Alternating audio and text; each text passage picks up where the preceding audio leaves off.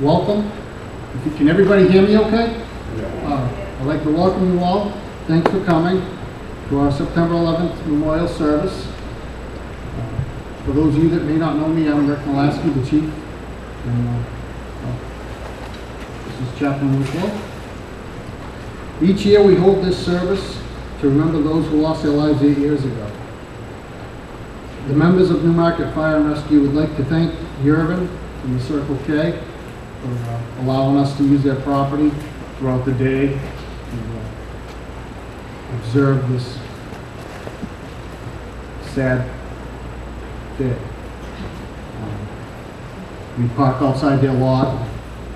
We have our apparatus there. Some of our people stand by.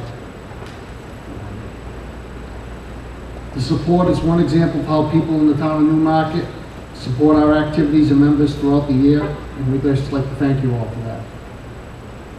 Our department's made up of 40 members, volunteers, 2 full-time staff, and 1 part-time staff. Our volunteers spend hundreds of hours in the classrooms to become certified firefighters or EMTs, and they work their regular jobs as well, and still answer the call to help the residents and visitors of Newmarket.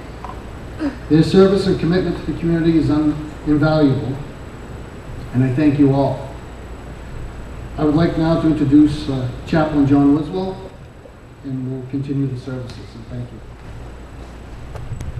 Thank you, Chief. And I just wanted to reiterate a big thank you to all of you, and welcome to the house that you built for us so that we could serve you in this community. It's been a pleasure to be here. I've been in this fire department now for just over 6 years, and I don't know a finer group of individuals than the ones that I work with here. I thank them for their allegiance to me, how they've helped me to grow, and how they've helped save and take care of this town. Would you join me in a moment of silence before I begin?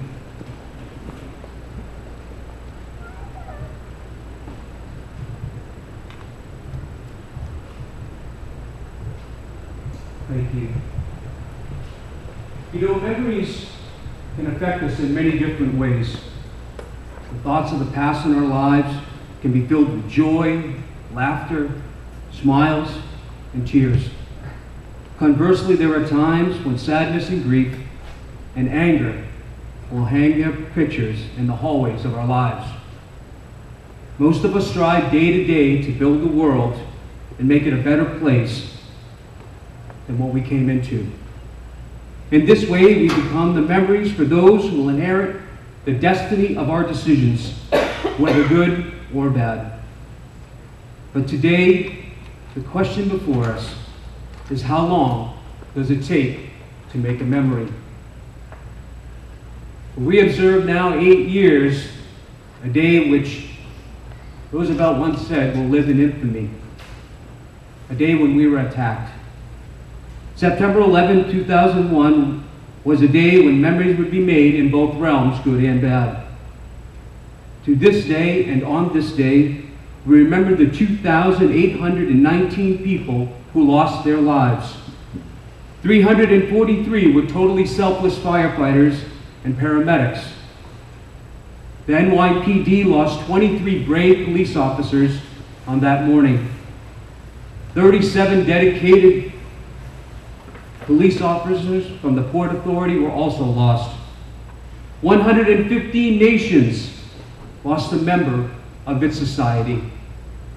1,609 people lost a spouse on that day.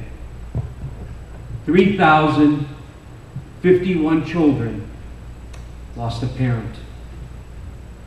It was reported that 20%, or 60 million people in the United States, knew someone that was killed or injured on September 11th.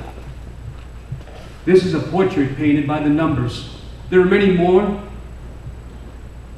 but those ones really stuck out to me. It represents in some twisted way the magnitude of a loss that the heart has trouble expressing. Just how troubling these pictures can be is summed up in the days and weeks and months and years following 9/11. 422,000 New Yorkers suffered from some level of post-traumatic stress disorder. Unable to sleep, work, relate. They staggered for months, dealing with the disability of constant intrusive thoughts brought on by the attack. These memories, for some, made life completely unbearable. Reminders were ever present in their lives.